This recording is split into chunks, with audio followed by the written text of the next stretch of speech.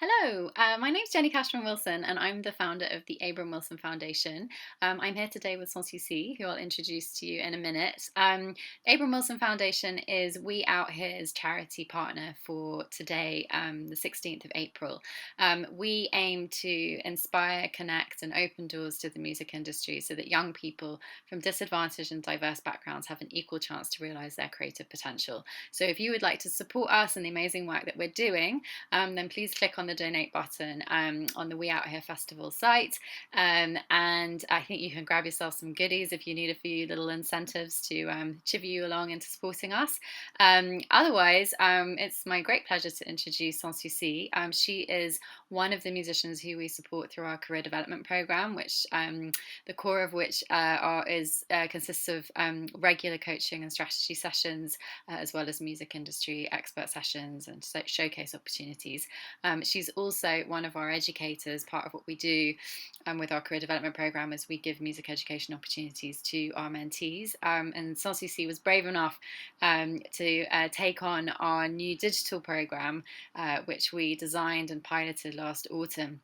So I'm super excited to introduce her today. Sans Soucis, how are you doing? Welcome. I'm good, thank you. How are you doing? I'm okay. I'm okay. I'm really excited about the tracks that you're going to play for us.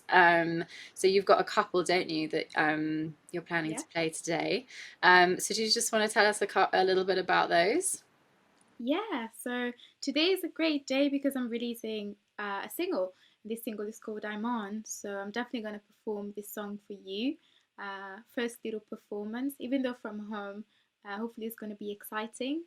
And this single is going to be part of an EP that I'm releasing in the summer, so keep your eyes peeled, as you would say in the UK.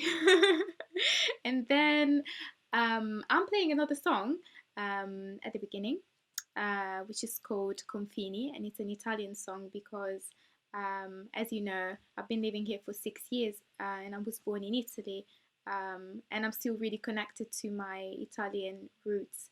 So this is a song that I wrote with Italian lyrics, and hope you'll enjoy that one too. Yeah, so I think you're going to play the first song, Confini. I think we're going to do that now, right? Yeah, And then we'll do some questions. I've got a whole bunch of questions I want to ask you. And then you're going to do a little home premiere of I'm On at the end. So do you want to take it away with Confini and then we'll come back for some questions? yeah, sure.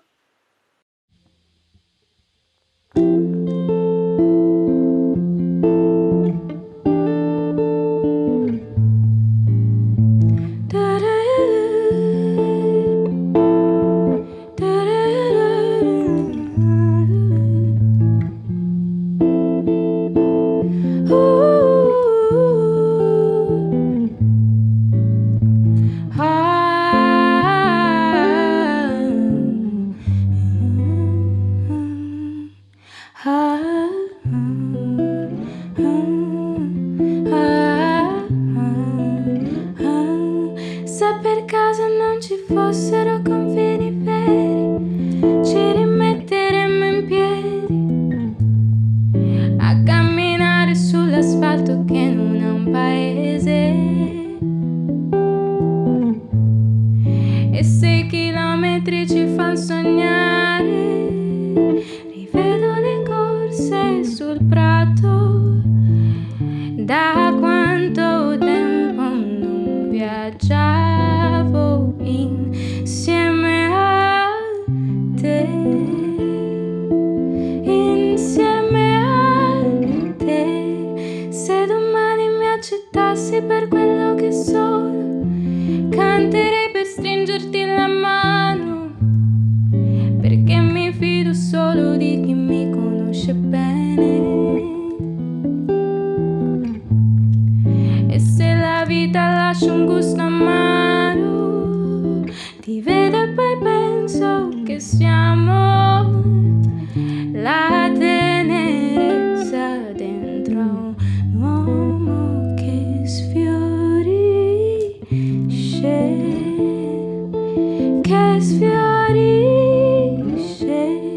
Se domani non ci fossero confini lascerei decidere dove andiamo, ma in questa storia tutti vogliono guidare soli. E quando piango so che non è vero, che tutto finisce in vano. Tu lasci il tempo, ma io viaggio insieme a te, insieme a te. Ah, ah, ah, ah, ah, ah.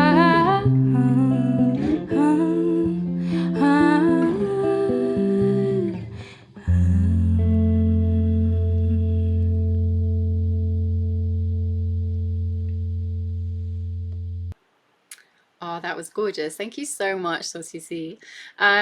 So I just wanted to start with a question that I really love asking people when I meet them for the first time. And I think this would be a really nice one for our kind of viewers and listeners today. Can you tell us your story? So, what's the story that's led you to the point that you're now at in your life?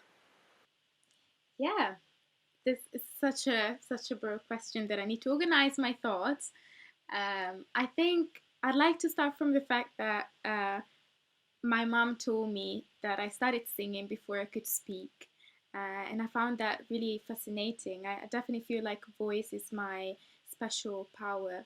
And obviously, just pursuing this passion throughout my life, I had some ups and downs. I never thought music could be a realistic career option for me. So I've never really committed to singing. I've always been part of choirs and kind of played around with music up until um, the end of high school, when I had to make a concrete decision about what my life was going to be after that. And I happened to be in contact with some people that knew about a few universities where I could study music, and my personal taste in music ranges quite a bit. So I was firstly a classical singer, and then when I would go home from school during my high school time, I would just sing R&B and soul music by myself on YouTube. Actually, like all of those videos with lyrics, I would just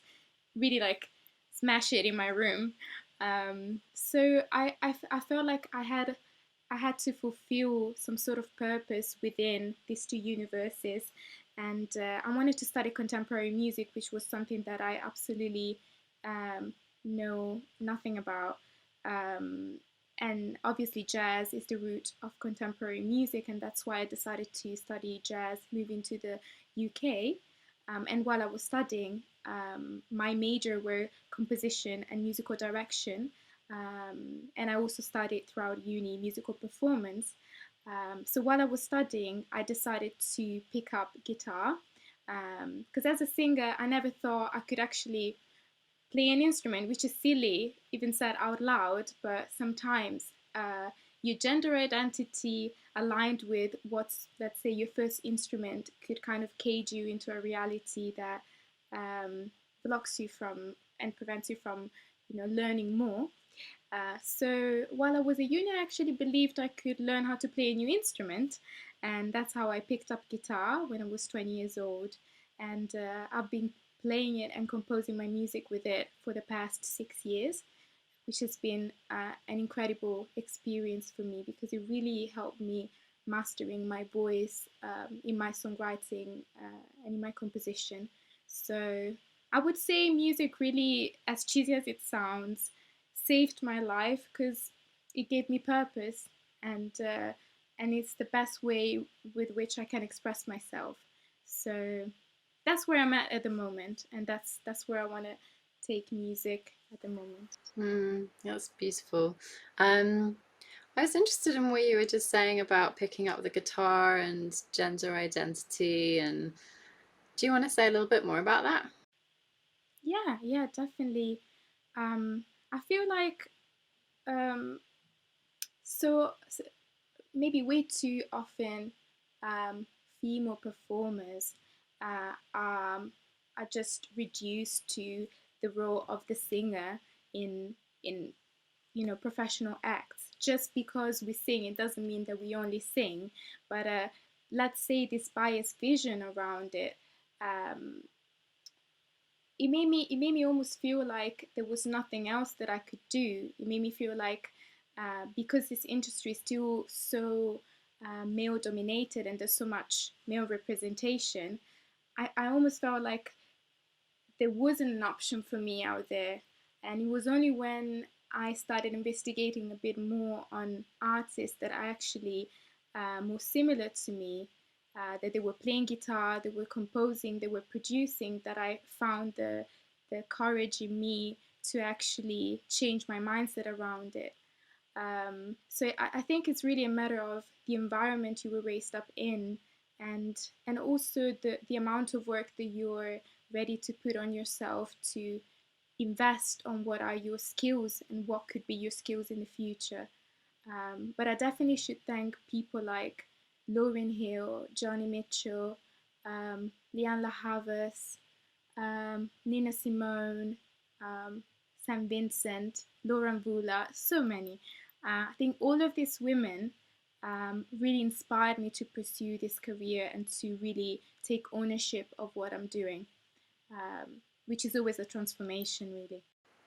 I love that. And I think that's, I mean, something that we also try really hard to do at Abram Wilson Foundation, which is why you've been such an amazing educator for us, because it's about providing those examples for young people and showing them that it's possible and that they can do it. So, because unless you can see yourself in the future through somebody else and what they're doing, it's very difficult to imagine that that's something that's possible for you.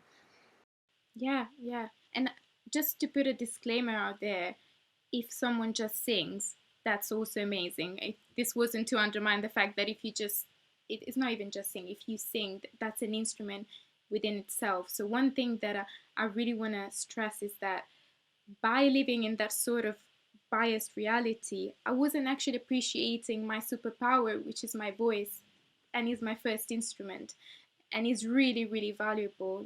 It can lead people to connect even more with the music. So just just in brackets.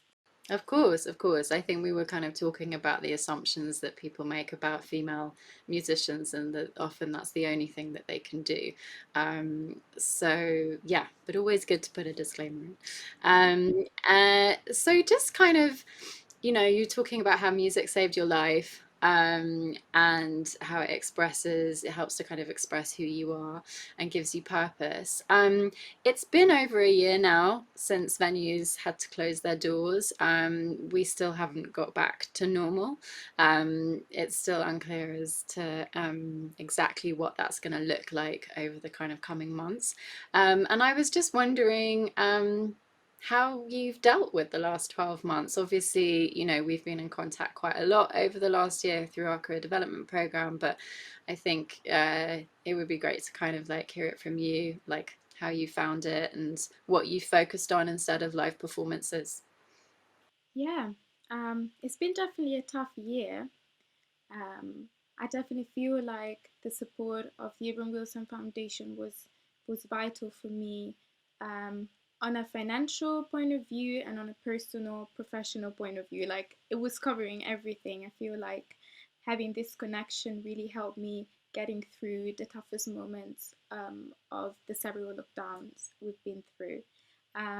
What I tried to focus on at the very beginning of lockdown was actually trying to apply to as many funding opportunities out there to make sure I could sustain my career, and also just trying to find a way to compensate for the amount of earning that I was basically losing by not being able to perform. Um, I was really lucky to be able to get some support from Help Musicians UK, PRS Foundation, and the Arts Council, especially in the highest level of emergency. And I set up a better studio in my house. So basically, my home studio now is fully equipped for me to record professionally everything I would like to release. Um, so throughout the course of 2020, I've been focusing quite a lot on production and really just spending time with some of the things that I had written over time and that I didn't have a chance to work on properly. So I feel like I developed quite a lot of new skills in my own production, just like really honing my sound and knowing what I love, thanks to the new equipment. And I was able to basically put together a new project, which is going to be my next EP. So I'm really happy about that, and it took a lot of effort. So I'm really proud of the amount of work that was put into this project, despite the dire situation going on in the music industry. And I mean that's all like so positive and so impressive, in terms of your kind of like self motivation and determination to kind of set yourself up in a way that was adaptable to COVID. Um, what have you found like most challenging about the last 12 months? Good um, question. yeah, I mean, there were different moments and different phases, I would say, but the most the most challenging moments were definitely those ones where I had to encourage myself to keep going and not to give up on my career. Just to be completely honest, because nobody knew what was going on, and for a period of time, I struggled to listen to music. So I couldn't really listen to new music. I lost a bit of interest in discovering new music. So it was just difficult to survive those moments, and I feel like just creating music and finding the strength to keep creating music in the worst moment really helped me.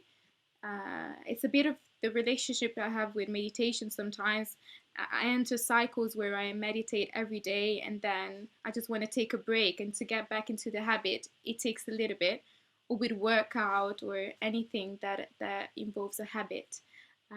So for me that was the biggest challenge, but definitely the song actually that I released today talks about that, and it talks about the fact that before lockdown happened, I was so ready to live. I was coming from 4 years of depression that I wasn't aware of, worked on it, and then I was really ready to embrace my life and my career. And then lockdown happened. So one day, while I was trying to cope with everything that was around and like literally just cleaning my room, I thought, I have this sudden urge to create something. And I did. I didn't do anything else. I just sat down and produced this track.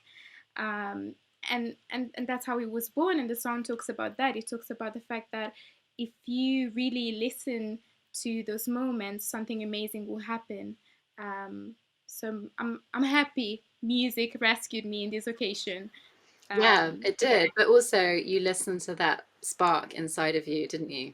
And you said yes to it and allowed Yeah. that kind of creative process to kind of to happen. Um, I think it's just, you're definitely not alone when it comes to people who found it difficult to create over the last 12 months. I think it's been really challenging for all of us. And, the fact that you kind of are able to sort of give yourself breaks from regular habits and routines and just be like, actually, you know what, I'm just going to take a break from meditating or a break from working out or whatever structure you had in place to kind of help keep you on the straight and narrow, so to speak. It's important to also be able to take a step back from those things, but like you say, difficult to get back into it sometimes. And then Yeah. I just really love this idea of the fact that you were doing something completely different and actually you'd given yourself enough of a break for your brain to go, oh my God, I've got an idea. I want to Want to do go something. crazy? Because Yeah. sometimes that's the most important thing, is to actually just do something else, in order to kind of let those, I think they call it the fertile void. Ah, Yeah. I didn't know. So it's like doing nothing, being bored, kind of allowing for emptiness. And then that's where the kind of creative spark happens.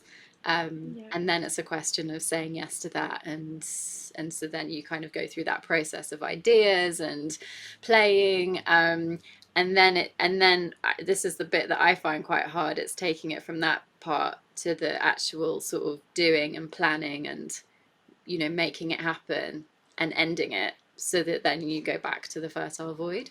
So the fact that you just like created a whole new track which is being released today is real testament to your commitment, and yeah, it's so impressive. Okay, Thank you. so I've got some more questions for you. What or who inspired you to become a professional musician? Yes, so there's so many people. It's really difficult to pinpoint one, but the first image that came to mind was um, a song by Lauryn Hill called "I Remember" from her MTV Unplugged, where I where she basically starts crying in the middle of performing a song. Um, I found that so brave and so wonderful and so liberating. It was a very empowering moment for me as an artist to be able to see someone doing what they do so well and being able to um, be so much in the moment that they would get moved by the performance. Um, and then there's quite a lot of pop icon that I absolutely love. Um, just starting from the classics, I always mention sorry, Johnny Mitchell because of her artistry and the fact that her lyrics are just timeless and they will speak to me in a way or another. So they help me into my creative process as well. Just being able to create more art, which I think that's really important when you're an artist. Then people like David Bowie, definitely.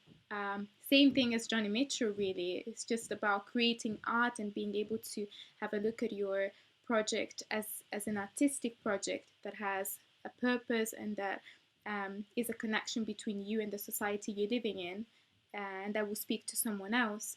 And also Stevie Wonder, obviously. I feel like loads of the things that I listen to are also influenced by Stevie and his way of composing and the way of bridging pop and jazz. And yeah, so a lot of artists that are definitely genre defying in the history of music and pop culture, I would say. um, and what are the 5 tracks that you couldn't live without? So I need to have a look. I have a list. Oh, good. Uh, Prepared as ever. I yes. love it. So I think the first track I'd like to mention is this track called Emozioni by Lucio Battisti, who was an incredible Italian songwriter. And this song is about feelings, and it's a perfect song to me because feelings are smooth and rocky, and it's everything. And I never thought you could put all of the feelings in the universe into one song, and I think he managed. So that song really changed my life and the way I see music and production as well. Um, then let me have a look at my list again. Um, I think I love Edith Piaf. So I need to mention her because her life is so inspiring, and so many songs that I would like to mention. But I remember Je m'en fous pas mal. Uh, it's something that yeah, comes to mind. So I guess I would like to add that one just because I feel like she was really born to be as iconic as she was, and her voice really moves you to the core, which is something that I really admire and I look up to because controlling your voice so well and just being able to convey so many emotions with your performances is not really easy. Um, then, I'm so indecisive in life. Did you watch the movie, the Yeah, EFF with Marion? Is it Marion Cotillard? yeah, I think so. She was extraordinary in that film. It was absolutely, well, one of those life-changing experience when you watch a biopic. Just having that much insight into her life made the connection even stronger. Really beautiful. I'm gonna go by heart now. I think definitely I Remember by Lauryn Hill on the list because it changed my life too. And some happy songs as well. I think Beyonce changed my life just on such a deep level. Everything she represented and she represents in my life, like growing up, especially in Italy, where black people are definitely underrepresented. I think Beyonce was my savior. So I would say there's a song called Party by Beyonce that is just an anthem for just having fun. And yeah, it's from one of my favorite albums called Fall. Oh, I So love that that one. album. I used to So listen to good! it. Yeah. I feel I like went it's to the tour. Did you? Yes. Oh my Nice. God. Yeah, I I used cried.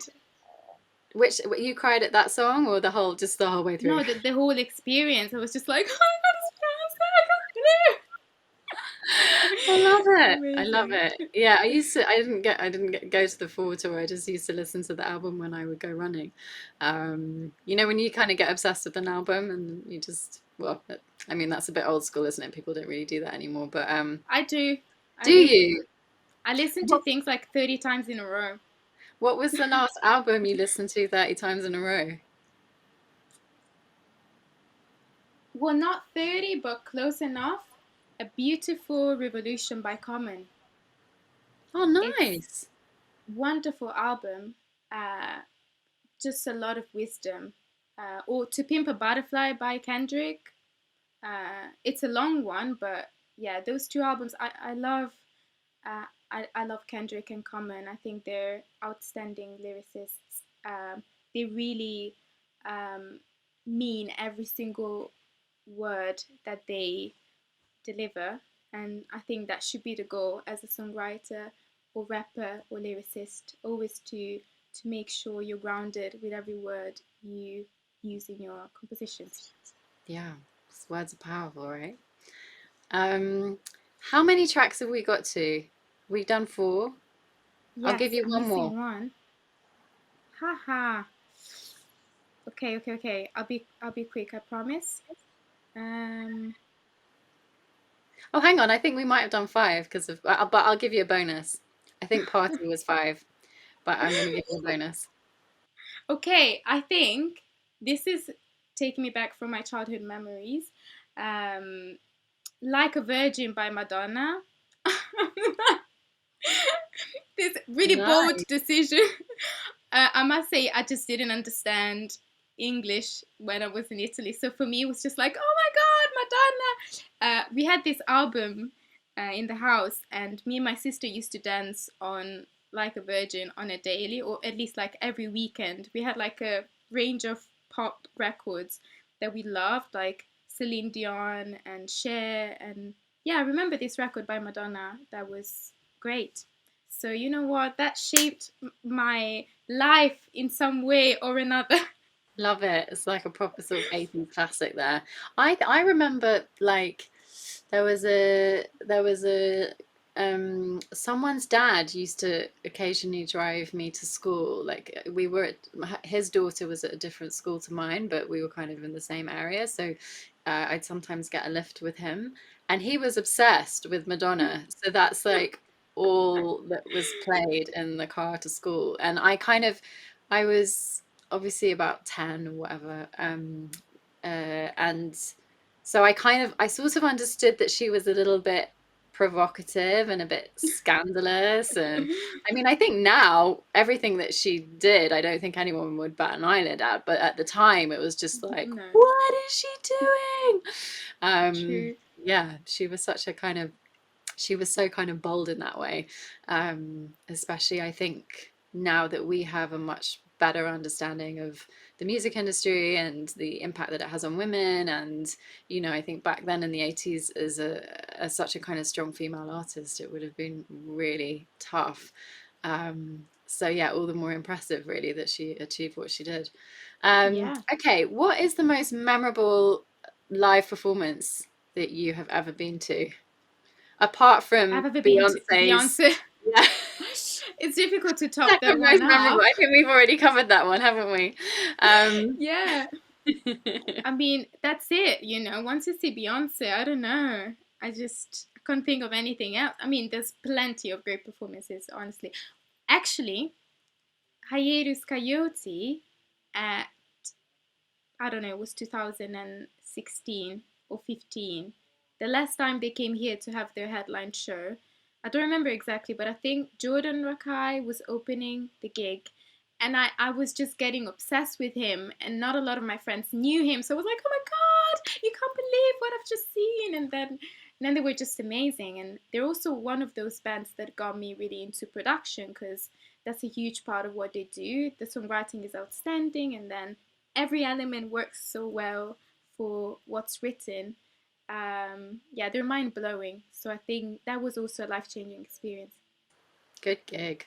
How about the most memorable gig that you've performed, like in part or have been part of? I think probably the last gig I had, or the second to last gig I had before lockdown. Um, I remember to manage to get people to sing to me, which is something that I wasn't really doing. I was still honing like what was like my approach to the audience when I do solo gigs, because I like to change and evolve. And that night people were singing back to me, so it was really nice. I love that. I Yeah. love that so much. Do you remember what they were singing back to you? Yeah, so they were singing this song called Human. And in the chorus, at some point, I just go, but I love you. So they kept singing, and I could ad lib on top of that. And I was just like, thank you. Oh, I've got goosebumps. I love Yeah, it that was song really so nice. much. It's such a Thank beautiful you. song. Human, for those of you watching and listening, you should check it Check it out.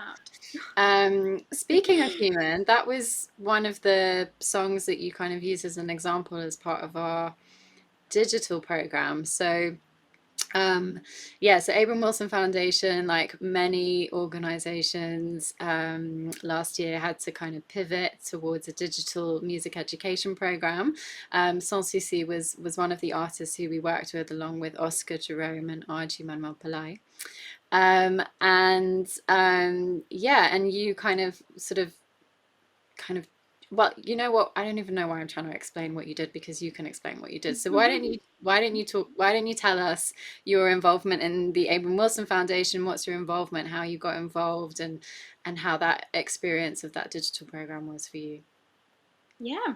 So, where do I start? I think, in general, my involvement as an educator is really to make sure I understand my experience in the music industry as an artist and as a person, and try to translate that into my method as an educator. So one of the things that I found really interesting and inspiring in the way we're working together is that when I had to create the Future Sounds project, well, my 3 episode workshop, I literally had to study myself. So I had to analyze the way I write songs, and what is my creative process behind it, to be able to share it with people that haven't explored that yet in their lives. So basically, what I do is going from the moment you conceive your ideas, and then um, going through journaling, which is something that I do on a daily, and I feel like it's helped me figuring out a lot of things about myself, and then trying to put that into your songwriting, either unconsciously or consciously, and then creating your song, being able to appreciate the simplest ideas, and developing them into something bigger, without being afraid of dreaming big. Because the worst thing that you could do is just scaling things down. But I found it really interesting how at some point of my life I was just planning so small that then there was nothing left of my ideas.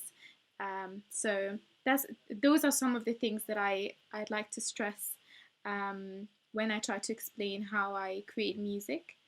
And it was just a really nice experience. I feel like I know so much about myself, and it was really helpful to have a proper conversation with the people that were following the workshop, because it did feel like they understood too, and that could be helpful for their career or their lives as well. Um, yeah. Yeah, it was for those of you who are kind of interested in being taught by Sans Soucis, if you go to abramwilson.com/future sound digital, you'll find lots of little music tutorial videos from Sans Soucis, as well as Oscar Jerome and Arji Manuel Pillai. And then we also did a series of webinars this term, which are available on our YouTube channel as well. So you can check those out. And I suppose Sans Souci, what would you say to someone who like doesn't know about the Abram Wilson Foundation? I would say the Abram Wilson Foundation is a community of people that want to make sure, um, every single person that has a little spark of interest in music, most especially young people, can have access to that regardless of where they are in the world. Um, so it's basically my dream when I was 15 years old and I didn't know what to do with music and my music interest. I just feel like just having people that make that a reality for you by creating more spaces where you can share music and you can experiment with music, can really boost your confidence and make you understand if actually music could be a professional, a career option for you, because it can be. And I think it's just nice to um, bring forward the voices of people that are doing this as a job, and having that as a focus, in the foundation.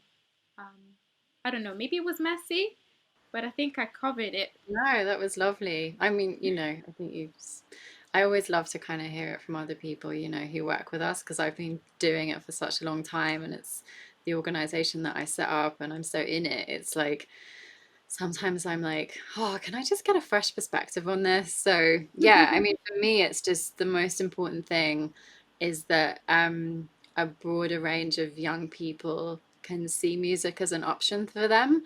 And as long as they see it as an option, then I feel like we've done our job. As long as they've been given a chance to explore their creative potential and see music as something that is possible for them, I'm happy, because I think the problem is there are a lot of young people who don't think that it's for them, that it's not a world that they can be part of, that the doors are closed to them. And I just want to make sure, with working with people like you, and so many of the other artists we've worked with along the way, like Sheila and Kokoroko and Cassie and Seed Ensemble and Oscar and da da da, so many amazing musicians.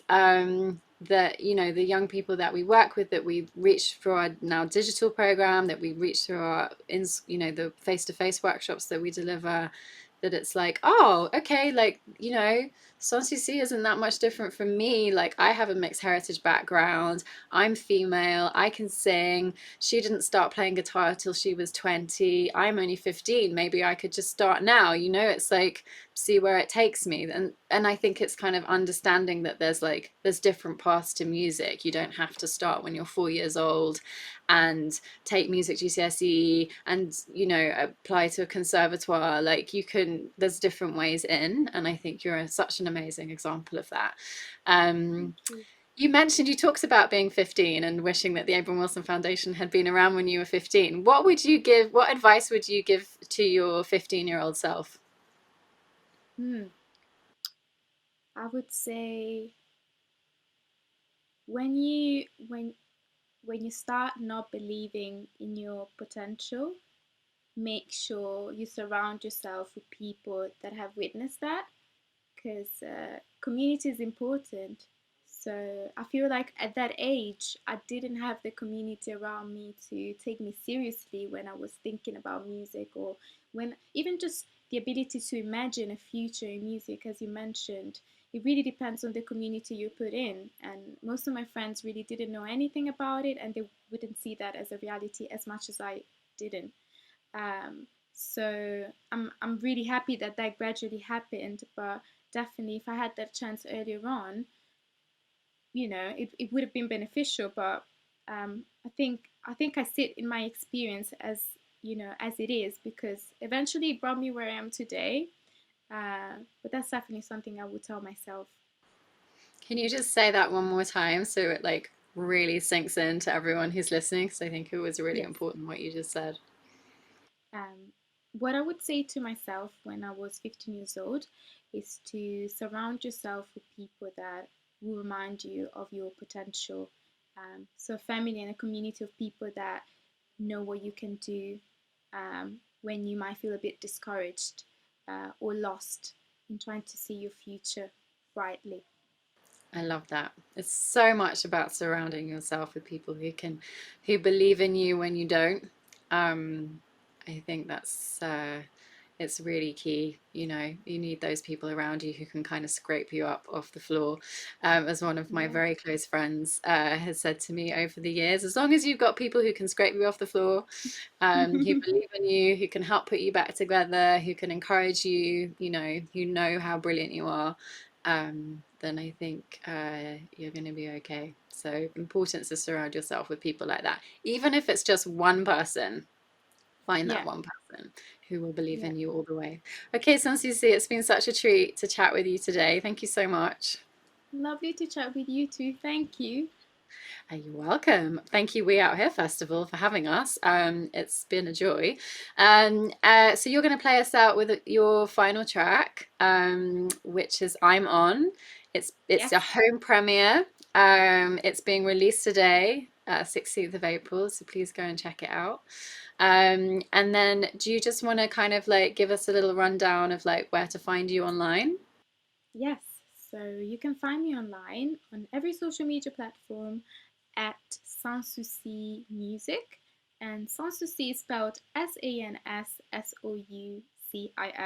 because, yeah, loads of people misspell it. But Sans Soucis Music, yes, everywhere. And I'm On is out now, so make sure you check it out. There's a beautiful music video available on YouTube for you too. So hope you'd enjoy this performance, and hope to see you soon. Thank you so much. And if you want to check out Abram Wilson Foundation, we are abramwilson.com, and then we're on Twitter, Instagram, and Facebook. Abram Wilson Foundation, or Abram Wilson, I think, is on Twitter. So, yeah, thank you so much. And yeah, enjoy I'm On, everyone.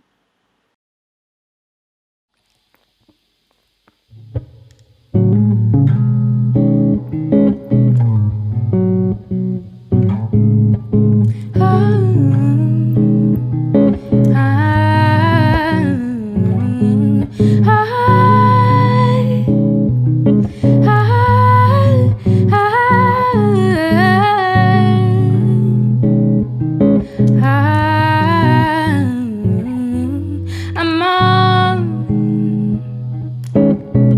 I'm out of space and there is nothing wrong. I'm on.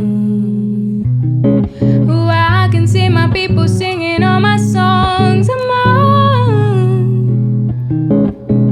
It's been a while, but I could still be gone. I'm on.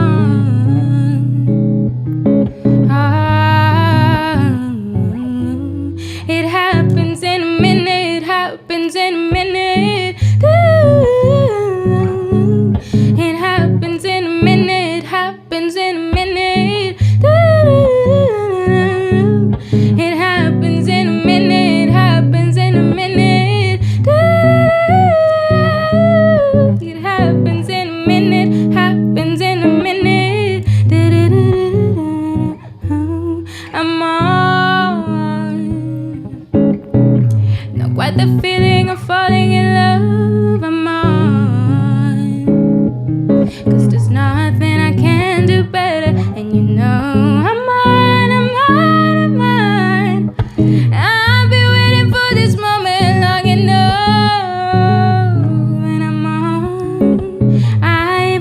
But there's people waiting for more. It happens in a minute, happens in a minute. It happens in a minute, happens in a minute.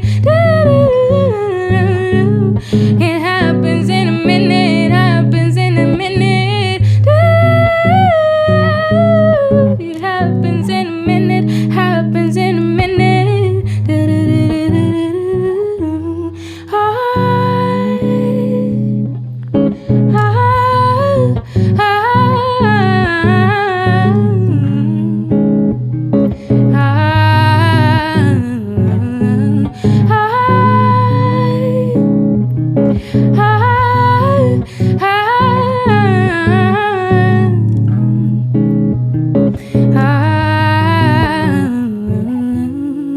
Stop everything and set yourself free.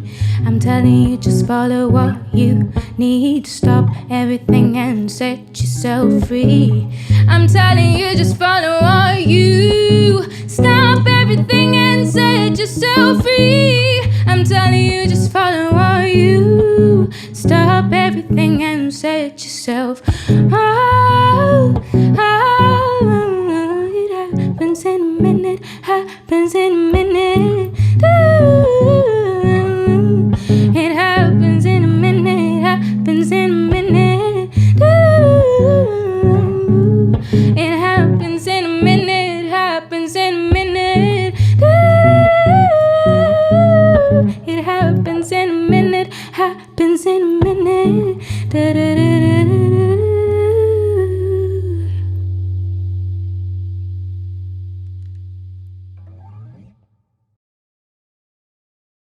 So that was I'm On by Sans Soucis. Thank you so much for joining us today. Just a final reminder that Abram Wilson Foundation is We Out Here's charity partner for today. So if you'd like to support us, you can do that by clicking on the donate button on their site for today's festival. I hope you enjoy some of the other things that they've got in store for today. And if you want to check out Abram Wilson, you can do that by going to our website, abramwilson.com. We're on Twitter, Abram Wilson, Facebook and Instagram, Abram Wilson Foundation. And I believe it's the same for YouTube, where you can check out our digital program featuring Sans Soucis, Oscar Jerome, and Arju Manuel Pillai. Thanks so much, and enjoy the rest of the day. Bye.